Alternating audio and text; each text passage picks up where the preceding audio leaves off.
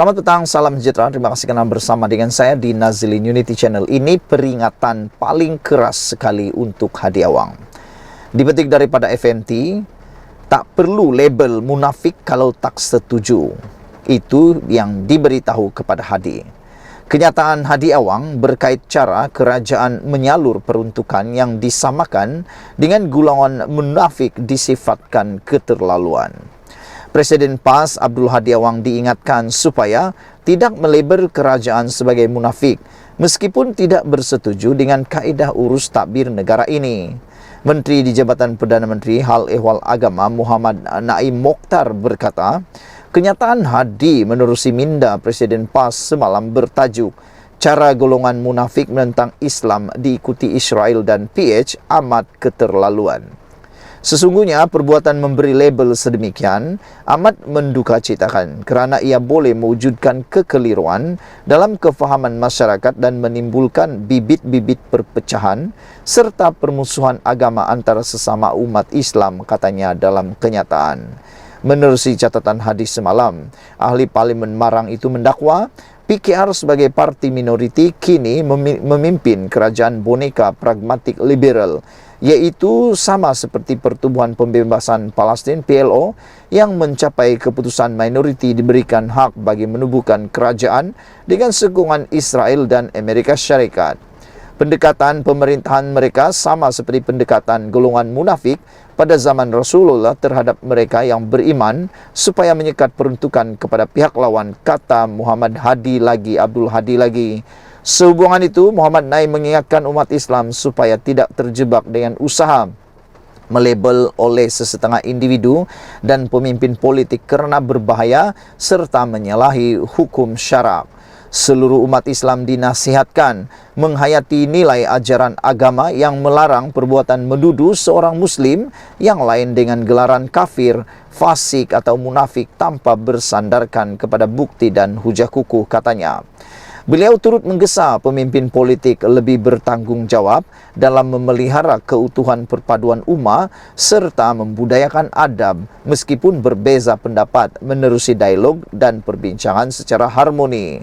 Ia bagi meleraikan sebarang perbedaan dalam kaedah dan pendekatan urus takbir kenegaraan semasa, kata beliau lagi. Saudara-saudara sekalian, ini satu peringatan paling baik dan paling mantap untuk Hadi Awang, yaitu tidak perlu label munafik kalau tak setuju. Itu diberitahu kepada Hadi.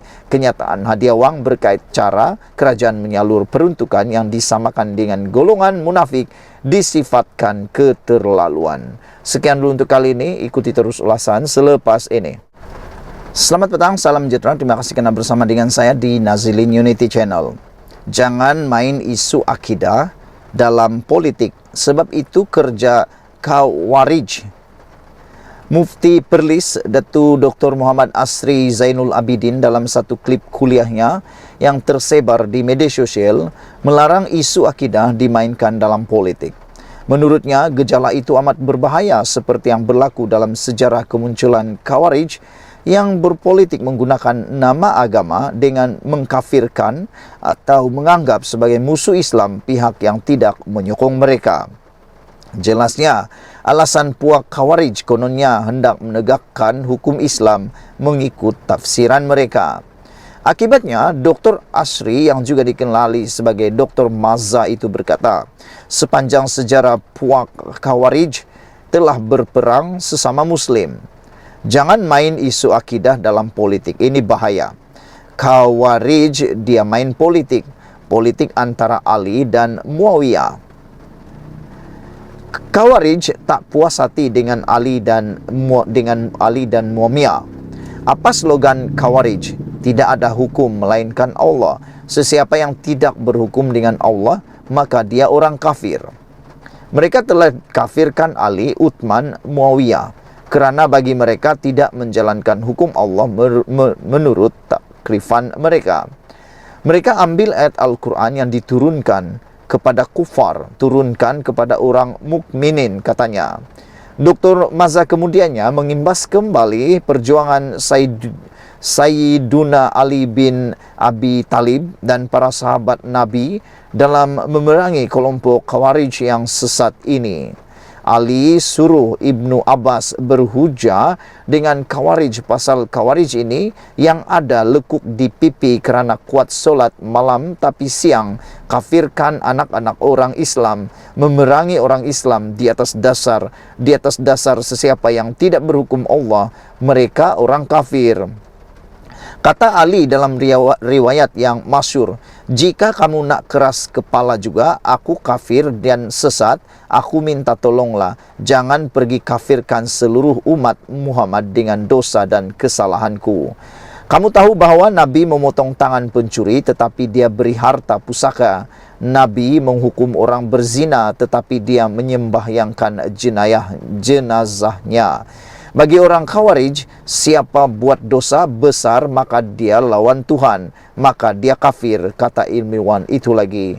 Peringatan Dr. Mazza itu tersebar ketika banyak pihak gusar dengan kenyataan melampau batas PAS yang menyamakan pendekatan pemerintahan kerajaan perpaduan madani seperti pendekatan golongan munafik.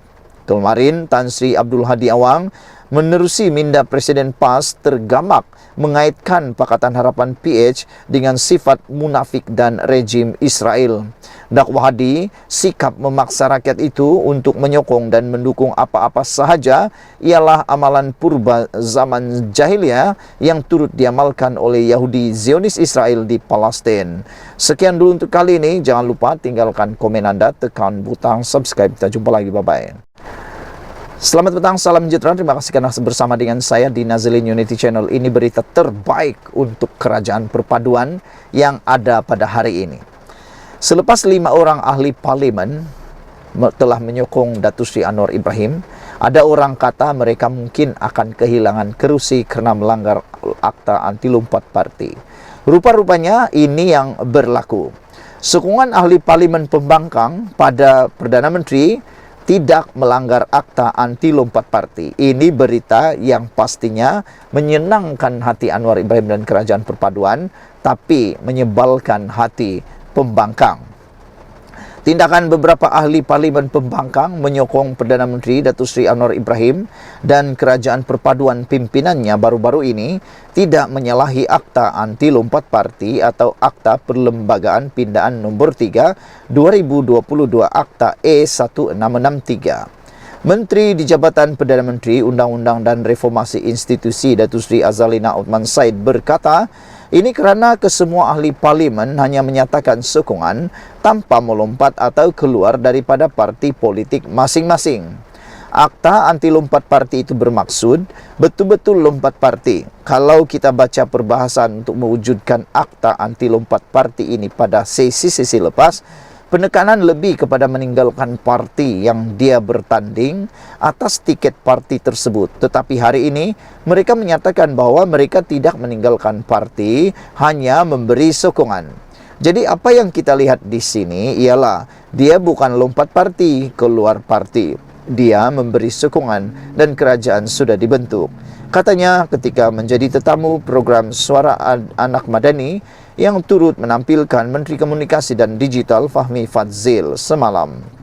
Bagaimanapun, Azalina yang juga Ketua Penerangan UMNO berkata, parti masih berhak mengambil sebarang tindakan akibat pelanggaran disiplin kerana ia tertakluk kepada keputusan parti masing-masing. Mengulas lanjut, dia berkata bekas Menteri di Jabatan Perdana Menteri, Parlimen dan Undang-Undang, Tan Sri Dr. Wan Junaidi Tuanku Jaafar yang membawakan usul akta itu tahun lepas turut menjelaskan bahawa tindakan menyatakan sokongan kepada kerajaan tanpa melompat parti tidak melanggar pindaan perlembagaan yang berkenaan. Akta Perlembagaan Pindaan Nombor 3 2022 yang mempunyai peruntukan melarang ahli Dewan Rakyat bertukar parti berkuat kuasa pada 5 Oktober 2022 selepas diluluskan Dewan Rakyat pada 28 Julai tahun yang sama. Azalina turut menafikan segala tuduhan yang dilemparkan oleh pembangkang, termasuk kerajaan telah memberikan sogokan kepada ahli parlimen terbabit sekaligus melanggar akta berkenaan. Ahli Parlimen Bukit Gantang, Datuk Syed Abu Hashim Hafiz Syed Abdul Fassal menyatakan bahawa menjadi wakil rakyat pembangkang terbaru, dan kelima menyatakan sokongan kepada kepimpinan Datuk Seri Anwar Ibrahim. Sementara itu, Azalina meminta ahli Parlimen Pembangkang memberikan teguran atau kritikan lebih matang di Dewan Rakyat dan bukan hanya yang berkonsepkan kebencian atau ekstremis. Kita amalkan sistem Westminster yang mempunyai kabinet bayangan. Kalau kita tembak dari segi dasar, saya rasa ia lebih adil, afdal, sebab contoh Menteri Komunikasi Bayangan kata, kalau kami kerajaan, kami tidak akan buat sedemikian. Ia lebih kepada perbincangan intelektual bagi saya. Rakyat Malaysia ini golongan berakal dan mereka boleh memilih, katanya. Suara Anak Madani adalah program bual bicara yang menampilkan setiausaha politik kanan Perdana Menteri itu, Datuk Seri Samsul Iskandar Muhammad Akin sebagai moderator, serta tetamu-tetamu kejemputan dengan gaya lebih santai bagi membincangkan dasar atau isu hangat. Program yang ditayangkan di platform Facebook, Instagram, TikTok dan YouTube, Suara Anak Madani bersempena setahun penubuhan Kerajaan Madani di bawah pimpinan Anwar Ibrahim. Sekian dulu untuk kali ini. Jangan lupa tinggalkan komen anda, tekan butang subscribe. Kita jumpa lagi. Bye-bye.